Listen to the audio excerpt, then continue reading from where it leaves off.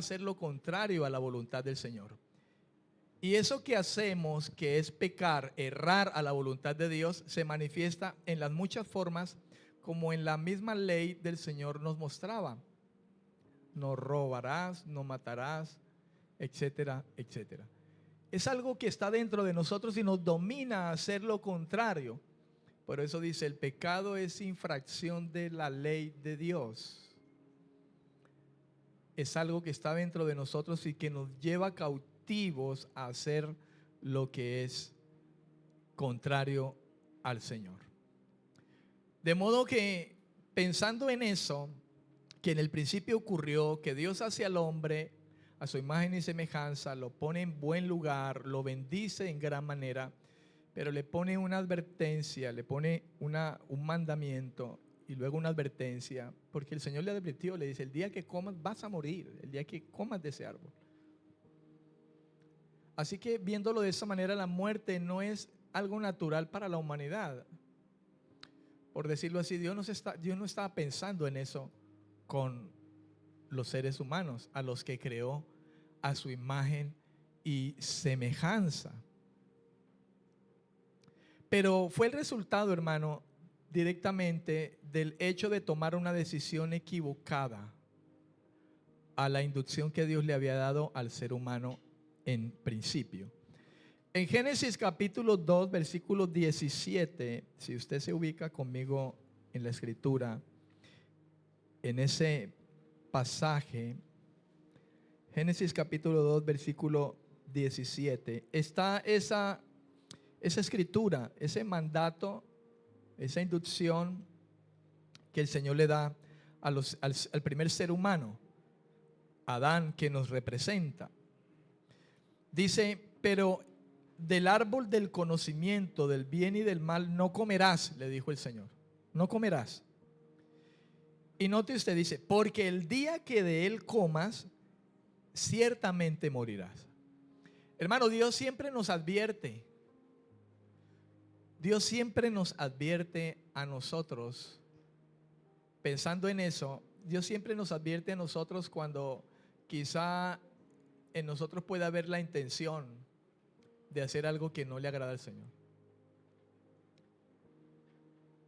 O cuando quizá hemos llegado a hacer algo que no le agrada al Señor, lo estamos haciendo y Dios nos advierte de una y de otra manera. Nos da advertencia con respecto de eso para que bien nosotros podamos apartarnos de lo que vamos a hacer o de lo que podamos llegar a hacer frente a alguna circunstancia, alguna situación en la que estemos viviendo. Él nos advierte. Al hombre le advirtió, pero el hombre no hizo caso omiso en el debido momento. En ese versículo 17 está la palabra morirás. En algunas ocasiones hemos podido hablar acerca de esto, pero permítame volver a recordarlo de alguna manera en esta ocasión. La palabra muerte allí en el hebreo, que en Génesis 2:17 la escritura denota, es la palabra mut, M-U-T en el hebreo. Es la palabra matar, fallecer, consumir, perecer.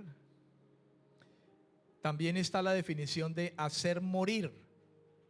Fíjese usted, en el hebreo mut, M-U-T, muerte, matar, fallecer, consumir, hacer morir, perecer. Yéndonos nosotros ahora a Romanos 6:23, el Espíritu Santo ahora, en inspiración en la vida del apóstol Pablo,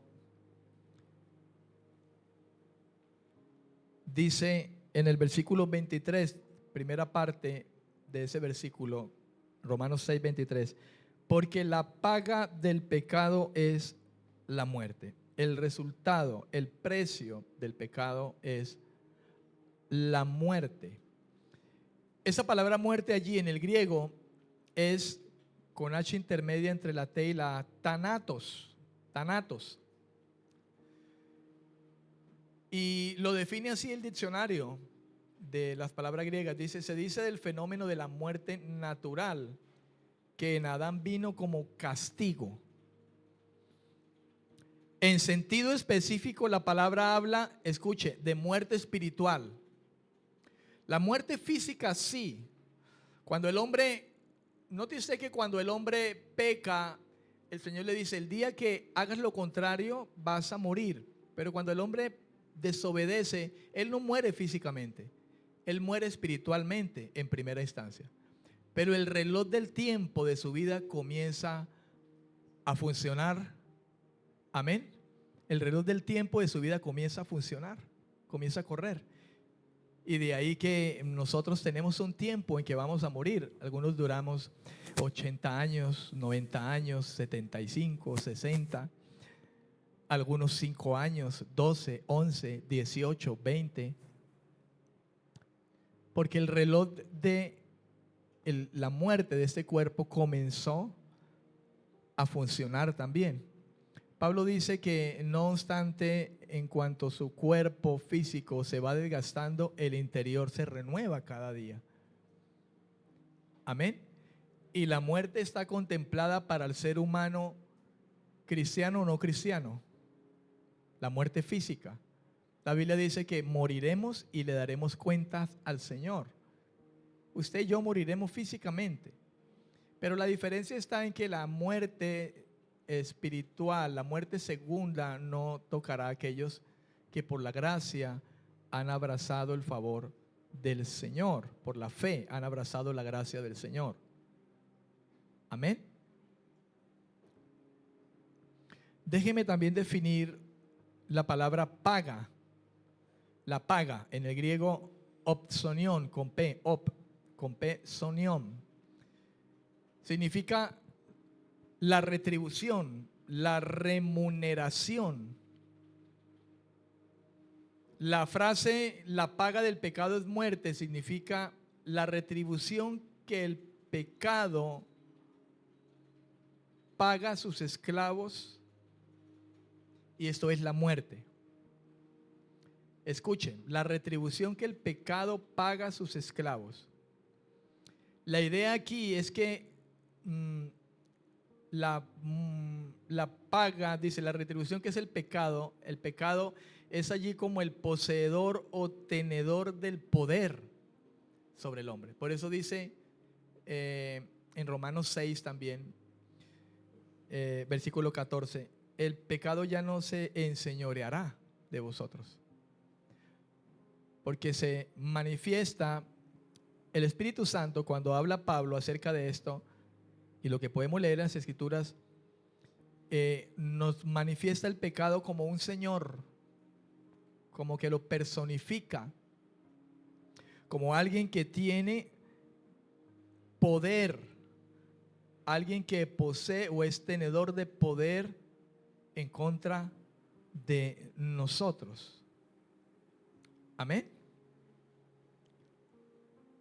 La muerte, hermano, es claramente la muerte eterna, la exclusión de la vida eterna. Usted y yo vamos a morir. Hombres y mujeres, cristianos, no cristianos, creyentes, no creyentes, nacidos de nuevo, no nacidos de nuevo, vamos a morir físicamente. La muerte va a venir. Amén, amén. La muerte va a venir. Y yo considero que la muerte no viene si Dios no es el que permite que esa muerte llegue. Así como en ocasiones alguien cree que va a morir, aún la misma ciencia dice, ya no hay nada que hacer. Pero Dios es el que tiene la última palabra, y Dios levanta de esa persona a la que clínicamente quizá le dijeron está muerto, porque Dios es el que decide el final. ¿Sabe? Dios es el Dios de la muerte. Y eso le sonará raro, hermano, pero Dios es el Dios de la muerte. Él es el Señor de todo. El Señor es el Señor de todo, del día, de la noche. Él es el Señor de todo. Él es soberano sobre todo. Él es gobernante sobre todo. Hablar de su soberanía a veces podemos relacionarlo con el hecho de que Dios hace lo que le da la gana. Pero eso no es precisamente lo que nos muestra a nosotros la soberanía de Dios. sino el hecho de que Él tiene el control de todas las cosas, absolutamente. No hay nada que a Él se le escape, nada que esté fuera de su control, nada en lo que Él no señoree. Absolutamente nada. Así que algo en lo que usted y yo debemos de ser conscientes, hermano, es que la muerte es el resultado del pecado. Por lo menos para nosotros los creyentes, ahora que estamos en Cristo, la muerte física nos llegará, pero la muerte eterna no será, porque Dios nos ha prometido a nosotros por su gracia, amén, que para nosotros Él tiene vida eterna. ¿Cuántos dicen amén? ¿Cuántos creen esto? Y eso es la gracia del Señor. Amén. Pero ineludiblemente la muerte eterna del pecador, hermano, es algo que va a llegar. Note que estoy hablando del pecador y tome esto entendiéndolo como pecador, aquel que es practicante del pecado, que practica, lo lleva a cabo como algo normal de su vida, porque como está esclavo, como el pecado es señor, entonces lo lleva y lo trae. Es un practicante continuo. En el creyente no, porque la inmensa gracia de Dios por la fe le ha perdonado y Dios lo ha sabido y le ha dado vida nueva, una nueva criatura, le ha dado su espíritu, lo ha sellado, dice, eres mío y ni aun la muerte lo podrá arrebatar. Romanos, no recuerdo muy bien el capítulo, quizá usted lo recuerde, dice que ni la vida ni la muerte nos separará del Señor. Amén, amén. Ni la vida ni la muerte, ni lo alto ni lo profundo, ni potestades ni principados, ni ángeles, ni lo presente ni lo porvenir, ni espada ni hambre, nada nos podrá separar del amor del Señor. ¿Cuántos dicen amén? Y su amor para nosotros es perdón y salvación. Eso es lo que Dios ofrece al pecador, al practicante que llega a oír el mensaje de salvación y se arrepiente, asume su pecado, se aparta de él, cambia su manera de pensar con respecto a ello, abraza el sacrificio de Cristo, lo valora en gran manera, lo cree, y entonces Dios le da una nueva vida. Pero la consecuencia del pecado es ineludiblemente la muerte eterna para el pecador, hablando de aquel que constantemente peca. Constantemente peca. La muerte es claramente la muerte eterna, la exclusión de la vida eterna. En 2 de Tesalonicenses, Pablo hablando a esta iglesia de Tesalónica, en el capítulo 1, versículo 9, Pablo decía lo siguiente: estos sufrirán pena de eterna perdición, excluidos de la presencia del Señor y de la gloria de su poder, refiriéndose precisamente a pecadores, a aquellos, hermano, que ponen a un lado la gracia que Dios le extiende. ¿Cuál es esa gracia? El Evangelio. Cristo muriendo en la cruz por su pecado.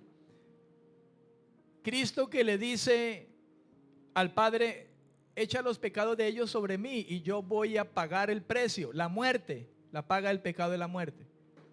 Aquellos que rechazan eso porque están amando más su pecado, porque no hay de otra, hermano. El que rechaza al Hijo del Hombre, a Cristo, su sacrificio, no tiene otra razón más que ama su pecado, ama desprenderse de la vida loca.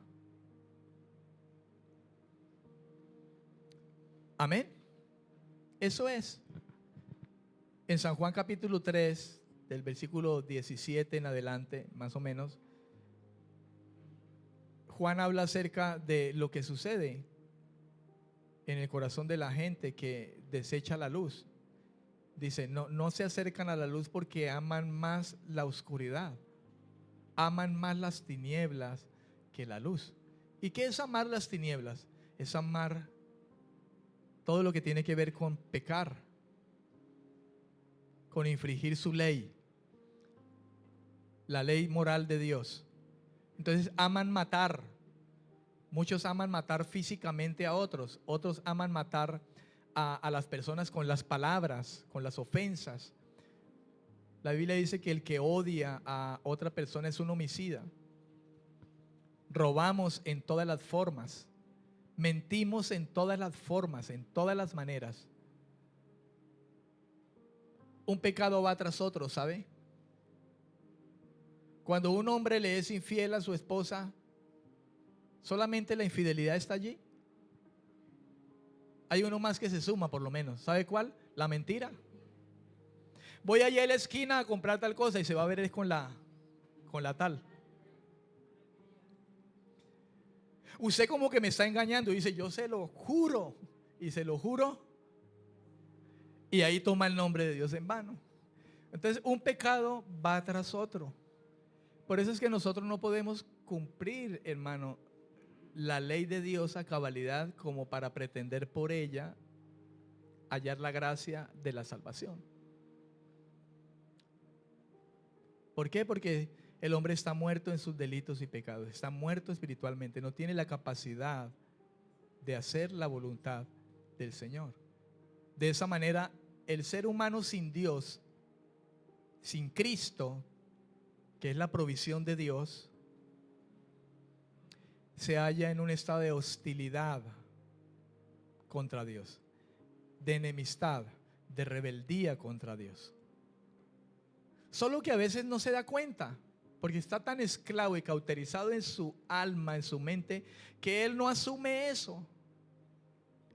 Pero qué maravilloso es, hermano, que Dios mismo viene cuando uno va a través del Evangelio. Está el Espíritu Santo allí para convencer a ese pecador de pecado, de justicia y de juicio.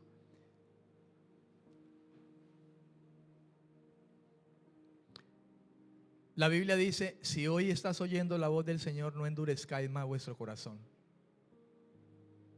Basta ya. No endurezcáis más el corazón. Una de las cosas terribles que trajo la muerte a la vida del ser humano es el hecho de no aceptar sus propios errores. David decía, ¿quién aceptará sus propios errores? Y esa es la terquedad que trae el pecado al ser humano, que dice, no, yo soy bueno. Yo soy bueno. Y de alguna manera dice, no, yo no necesito escuchar ese evangelio. Sí, Cristo murió y eso, pero yo soy bueno. Y no hay un reconocimiento de su propio error.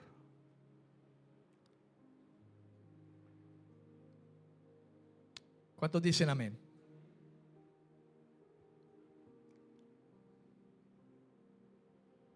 Nos está rindiendo el tiempo, parece hoy. ¿Cuántos dicen amén? Somos, hermano, gente librada de la condenación. En Romanos 8:1 dice, no hay ninguna condenación para los que están en Cristo Jesús. Pero no te dice, esto es a los que no viven conforme a la carne, sino conforme al Espíritu. Al Espíritu que les ha sido dado de parte de Dios. Qué bendición tenemos en el hecho de que Dios perdona al pecador cuando éste se arrepiente, y Dios sabe que es así. Y le da algo tan importante como parte de su gracia, y es el hecho de darle su mismo Espíritu. Y con el Espíritu Santo poner en él el deseo de hacer las cosas diferentes. Y hay una evidencia de alguien que ha nacido de nuevo. No quiere volver a pecar. Eso es arrepentimiento, alejarse del pecado, reconocer lo que soy sin darle vueltas, sin sacar pretextos y excusas, y decir sí, soy pecador, y apartarme del pecado. Cuando la Escritura habla de aquella mujer que venía corriendo, Jesús estaba sentado, parece que estaba sentado en el suelo y escribía en el suelo. Y de repente me imagino yo que el Señor Jesús escuchó la algarabía y venía una mujer corriendo y todo el mundo detrás. y venían con piedras, y la mujer a lo mejor pasó de frente a él y él estaba aquí escribiendo. Yo me imagino lo que la historia narra. Y la mujer corrió y a lo mejor llegó a una calle ciega y no tuvo para dónde coger. Y venían a golpearla con piedras, a matarla, porque ellos decían: mira, Jesús, esta mujer fue hallada en el mismo acto de adulterio. Y la ley dice que tales mujeres hay que apedrearlas. Y Jesús le dijo: el que esté libre de pecado, que tire la primera piedra.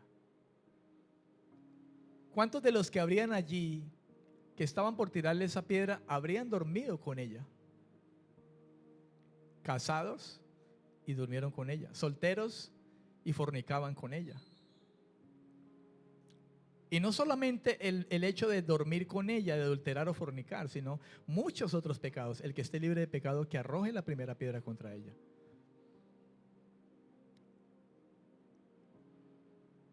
No sabemos quizá de ese montón de personas que venía con piedras, cuánto quizá con esa palabra pudieron haber cambiado su forma de pensar.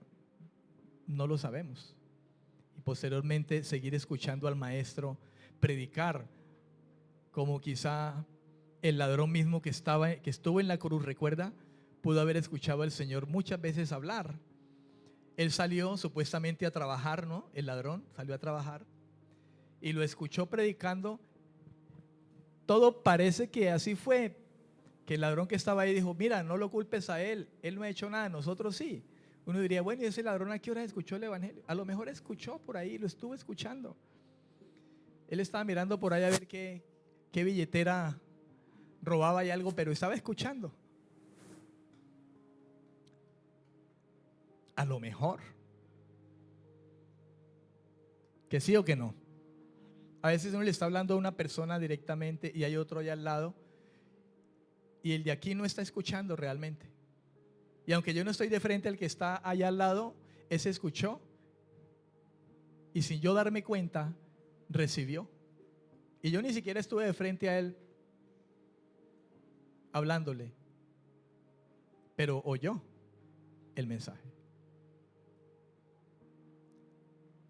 Después de eso, la mujer se acerca al Señor, llorando, quizá con lágrimas, y el Señor le pregunta: ¿alguien te arrojó piedra? ¿Alguien te condenó? La mujer dice: nadie, Señor, yo tampoco te condeno. ¿Pero qué le dice?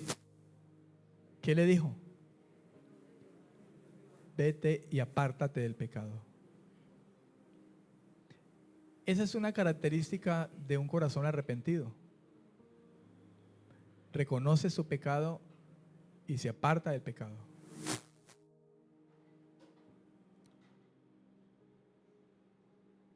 De ahora en adelante le quiere decir el Señor: ya no vuelvas a hacer lo mismo o cosa semejante. Eso es como cuando llegamos al Señor, recibimos su gracia, Él nos pone en una posición de santidad, pero dice: de aquí en adelante toda tu manera de vivir sea santa, porque esa es evidencia realmente de arrepentimiento de pecado. Nadie puede decir que se ha arrepentido de pecado si luego de haber escuchado quizá el mensaje dice ser cristiano, pero continúa practicando el pecado. Nadie puede decir que es cristiano y vivir una vida de constante pecado. Constante. Eso sería ser hipócrita. Es por eso que la Escritura nos dice a nosotros que Él nos ha puesto en una posición de santidad, pero que sigamos caminando en esa santidad, cultivando esa santidad. Porque de hecho para eso nos dio también el Señor su Espíritu. Amén. Para eso nos dio también el Señor su Espíritu. Número 3.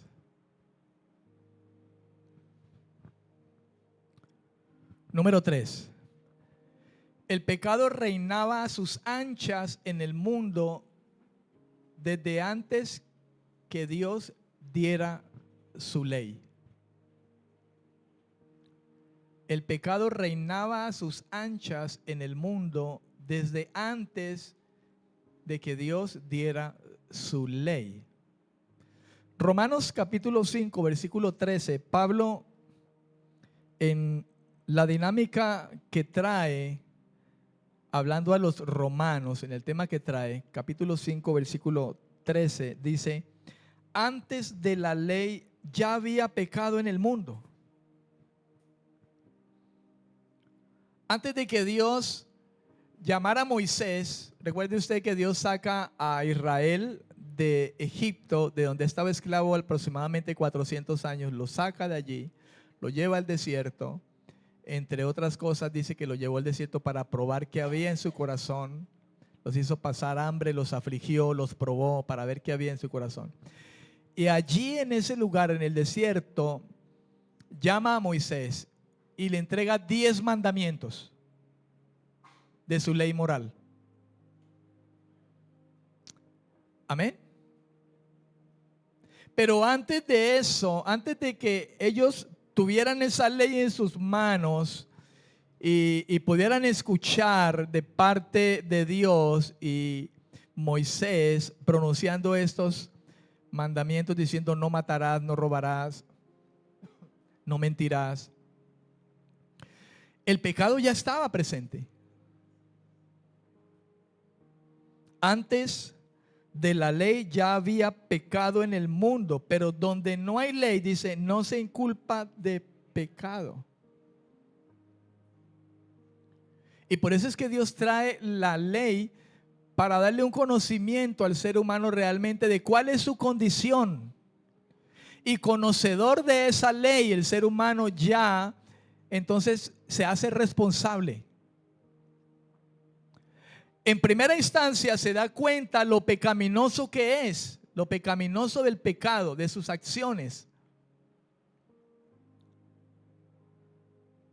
Pero también al mismo tiempo se da cuenta o hay un causal por el cual Dios puede llamarle y juzgarle. Por eso es que no tenemos excusa, hermano. Cuando de esto se trata. Amén. No había pecado en el mundo. Pablo se refiere al mundo como la residencia de los humanos, la tierra. Entre Edén y Sinaí, todos los seres humanos fueron sujetos a la muerte aún antes de que fuera dada la ley de Moisés. Escuche, entre Edén, esto es, entre el instante o el momento en que el hombre llega a pecar, desde ahí que Adán peca, hasta el Sinaí, o sea, hasta cuando viene la ley. Amén. Viene el mandamiento y le hace claro a Adán que codició. Dice, entre esas dos situaciones, Edén y Sinaí, todos los seres humanos fuimos sujetos a la muerte aún antes de que fuera dada la ley de Moisés, demostrando que la condición o demostrando su condición como pecador y la responsabilidad ante el castigo por el pecado, que se basan en la transgresión de Adán y su imputación a ellos. El versículo 14 de Romanos 5 dice: no obstante, reinó la muerte desde Adán hasta Moisés. ¿Ve usted? Desde Adán, o sea, el Edén, como le decía ahora, hasta Moisés, o sea, el Sinaí. Entre Edén y Sinaí es lo mismo que decir entre Adán y Moisés. Reinó la muerte. Aún en los que no pecaron a la manera de la transgresión de Adán, el cual es figura del que había de venir. Amén. a la manera de la transgresión de Adán. Esto nos lleva a, permítame leerle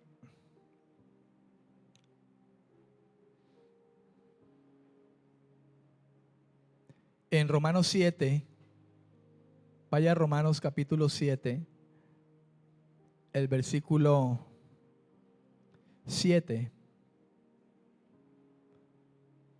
Romanos capítulo 7, versículo 7.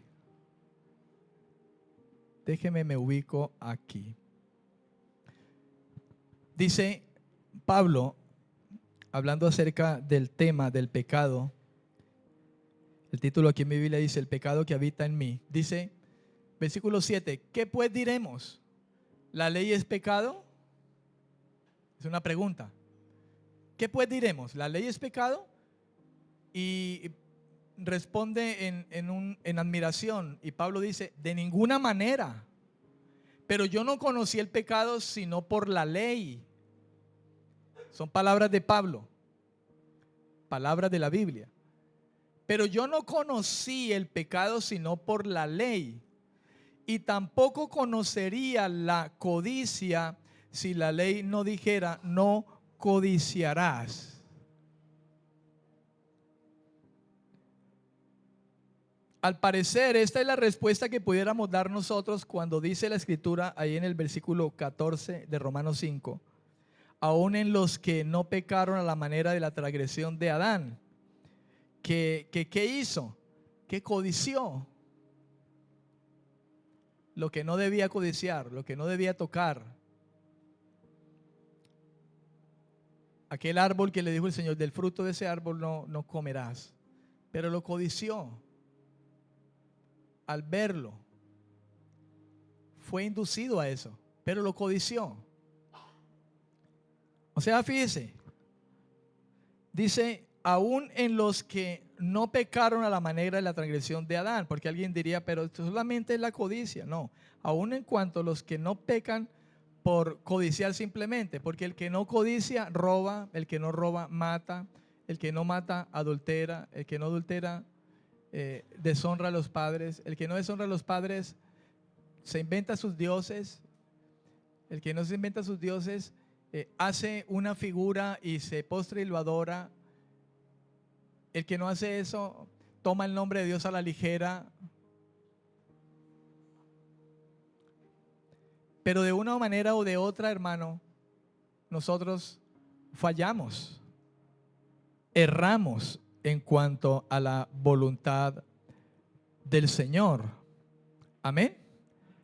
Erramos en cuanto a la voluntad del Señor. Tenga en cuenta, hermano, que esto que le estoy hablando a usted le edifica para su vida espiritual. Le edifica para que usted tenga entendimiento de lo que realmente, hermano, ocurrió con nosotros. Y al punto de que el Señor nos ha traído hoy por su gracia. Si usted no ha comprendido quizá a cabalidad la gracia que Dios le ha dado, con esto usted puede entender lo que realmente Dios le ha dado a usted, le ha concedido a usted. Y también es la ocasión para que usted, cuando pueda ir a otra persona a compartirle las buenas noticias de salvación, usted pueda llevar los argumentos de Dios, no los suyos, sino los de Dios, a esa persona y que conozca cuál es su condición. Y el Espíritu Santo va a trabajar en la vida de esa persona. Él es el que lo va a hacer, porque la salvación es del Señor. Usted y yo no salvamos a nadie, pero usted y yo estamos llamados a ir y hacerle saber a esa persona. Alguien vino un día y me dijo a mí lo que pasaba conmigo. Alguien vino un día a usted y le dejó saber lo que pasaba con usted. A lo mejor no fue muy claro, pero la gracia de Dios estaba buscándote. Y quizá en el determinado momento, en el debido tiempo, llegaste. A mí me hablaron en muchas ocasiones acerca del Evangelio, estando muy joven. 16, 17, 19. Fíjese, y llegué al Señor aproximadamente a los 26 años. 26 años más o menos.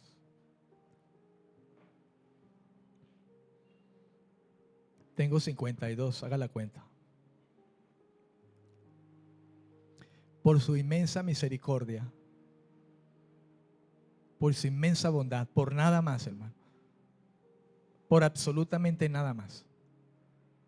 Porque la muerte es la que reinaba. ¿Reina la muerte sobre el creyente ahora? Le hago esa pregunta. ¿Reina la muerte sobre el creyente ahora? No.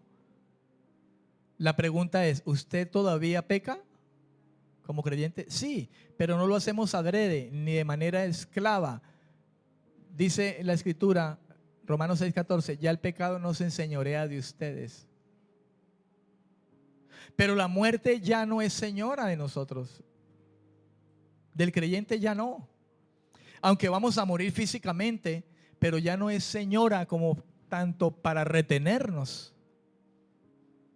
Porque para eso Cristo resucitó, para que nosotros también resucitemos en Él. ¿Cuántos dicen amén?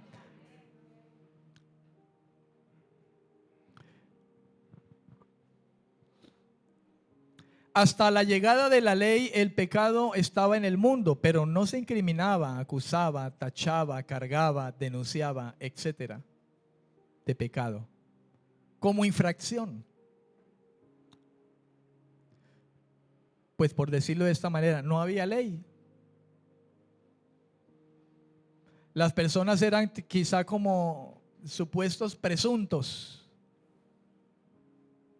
¿Usted ha escuchado ese término legal? El presunto asesino.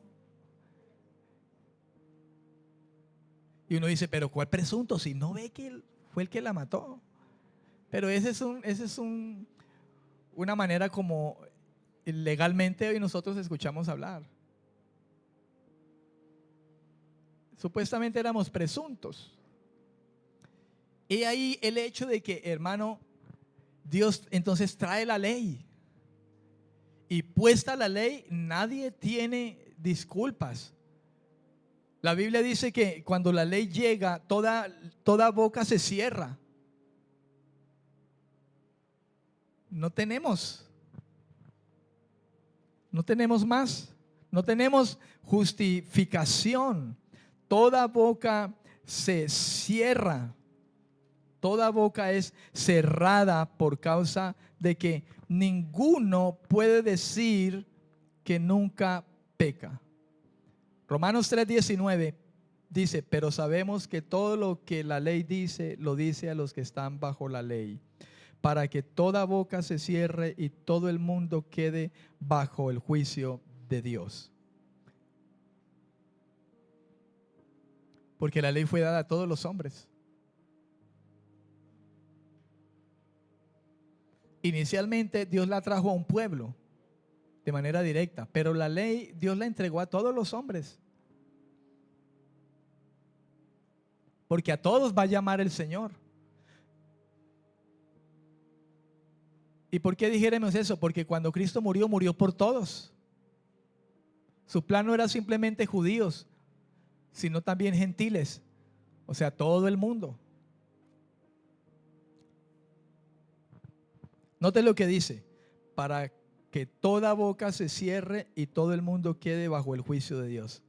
Porque usted le pregunta a alguien acerca de esta ley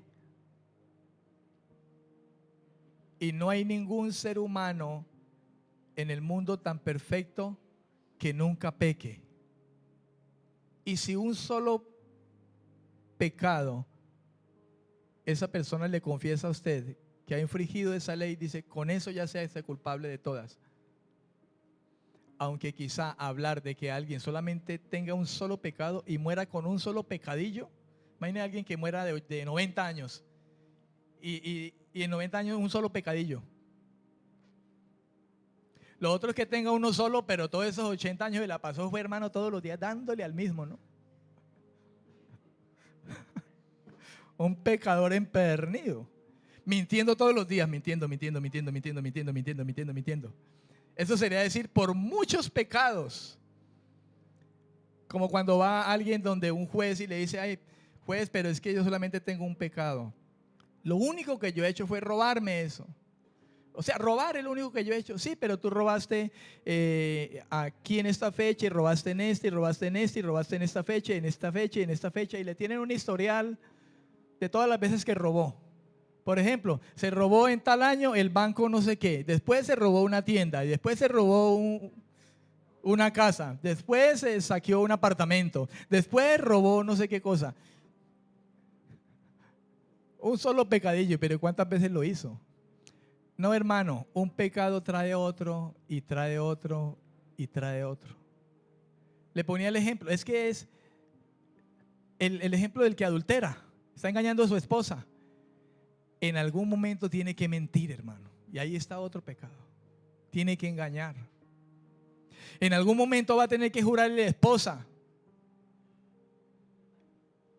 Y está tan asustado que va a usar el nombre del Señor, el nombre santo de Dios, porque como está esclavo del pecado, no tiene temor de hacerlo. Y por salir librado lo va a hacer. Es más, ¿cómo llegó al adulterio? Tuvo que codiciar a la mujer ajena. O sea, viéndolo por todo lado estamos perdidos, hermano. El ser humano está perdido, a menos que Cristo lo encuentre y lo salve, como el Señor ha hecho con usted y conmigo. ¿Cuántos dicen amén? Por lo menos yo creo firmemente que el Señor me halló. Yo no lo busqué, Él me buscó. El Hijo del Hombre vino a buscar lo que se había perdido. Que yo busco a Dios, que el hombre busca a Dios. No, el hombre no busca a Dios, es mentira. Si habla de Dios o algo, simplemente arroja una honra de labios, pero el corazón está lejos, el corazón no le busca. Dios vino a buscar al pecador. El Hijo del Hombre vino a buscar al que se había perdido y a rescatarlo. Y en esa manera que nos busca el Señor, vino a morir, vino a hacer su obra y trae el Evangelio. Con el Evangelio Dios busca al pecador. Y el pecador atiende, se arrepiente, confía y Dios le da gracia.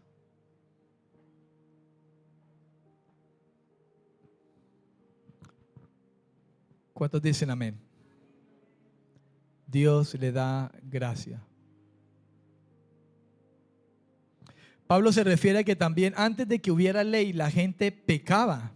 La Biblia dice en Romanos 3:23, dice, por cuanto todos pecaron y están destituidos de la gloria de Dios. No es que el hombre no pecara, el hombre pecaba. Pero cuando la ley viene se hace más claro. Creo que Pablo en el capítulo 7 dice, el versículo 9, 7:9, vamos a leerlo, creo que es allí, dice, y yo sin la ley vivía en un tiempo, pero al venir el mandamiento, dice, al venir el mandamiento, la ley, el pecado revivió y yo morí. Y hallé que el mismo mandamiento que era para vida, a mí me resultó para muerte. Porque el pecado, aprovechándose del mandamiento, me engañó y por él me mató. Cuando yo escucho ese versículo 11, el pecado, aprovechándose del mandamiento, me engañó y por él me mató, yo veo allí una alusión al mismo Satanás, hermano. Porque el pecado, pudiéramos decir, porque el diablo, aprovechándose del mandamiento, no comas de ese árbol porque te mueres, me engañó. ¿Qué hizo Satanás? Engañó. ¿Y por qué? Y por él me mató. El hombre fue engañado, ¿no es cierto? El pecado, Satanás, que es el representante del pecado, se aprovechó del mandamiento. Le dijo el Señor al hombre, no comas de ese árbol, el día que comas se va a morir. El diablo se aprovechó de ese mandamiento, entonces se acercó y comenzó a reconvenirlo. ¿Con qué? Y comenzó a engañarlo. No, serás como Dios. No, mentira. Engaño. Se aprovechó del mandamiento. Ah, le dieron un mandamiento. Se aprovechó. No, no pasa nada. Lo mismo pasa hoy inclusive a nosotros como creyentes, cuando le damos lugar, hermano, a la tentación. Ah, ahí nomás. Y ya luego se arrepiente y ya. Y cuidado porque se puede convertir en una constante y entonces la disciplina de Dios viene. ¿No pasa a veces que algunos cristianos por quedar bien hacen una mentirilla blanca? Sí, no, Señor, ay, Señor, hace una mentira y yo, Señor, perdóname. Pero ya después lo coge de costumbre, ¿no? Y lo coge de costumbre. Alguna vez nos puede llegar a pasar. Ojo que no lo estoy invitando a pecar, ¿no? Ojo. Y después con otra cosa rara. Pero aquí podríamos hacer el examen que hizo el Señor. Agarre un zapato cada uno y tíremelo a ver, el que esté libre de pecado. Y le aseguro que nadie será capaz de tirarme ese zapato. Si tiene conciencia de pecado, ¿no? Si es renovado. Porque si no se ha convertido, me lo tira y me descalabra. Pero le aseguro que aquí mismo ahora, ni yo voy a poder tirarle a usted un zapato, ni usted a mí. Entendiendo el hecho de que somos librados del pecado, del gobierno del pecado, pero todavía podemos fallarle a Dios. Entonces yo no puedo decir como creyente aún que yo todavía no le fallo a Dios. Pero el asunto es que ya nosotros no confiamos en nuestras obras, sino en la gracia de Dios. Y Dios por su gracia nos ha dado inclusive a nosotros la capacidad de ya no querer pecar. Él cambió nuestra manera de pensar. Dios ha renovado nuestra mente. Y la mente que ahora tiene el creyente no quiere hacerlo. Él ha puesto nuevos deseos en nosotros. Y es el deseo de no volver a pecar, de no querer hacerlo. Aunque sí vamos a hacerlo. No sé si usted me comprende eso. Pero sabe, mi hermano, Dios quiere que usted y yo luchemos por la santidad. Luchemos por la santidad. Usted y yo debemos de luchar por la santidad. ¿Quién cree eso? Ya somos santos, posicionados santos. Pero usted y yo tenemos una lucha por la santidad. Con eso termino. 1 Pedro 2:11. Amados, yo ruego como a extranjeros y peregrinos que os abstengáis de los deseos carnales que batallan contra el alma.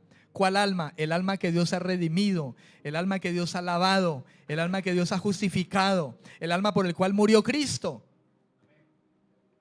Absténganse de los deseos de esa carne en la que todavía están, para que no manchen el alma.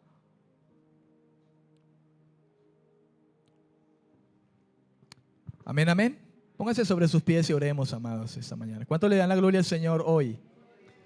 Bendito sea nuestro Dios.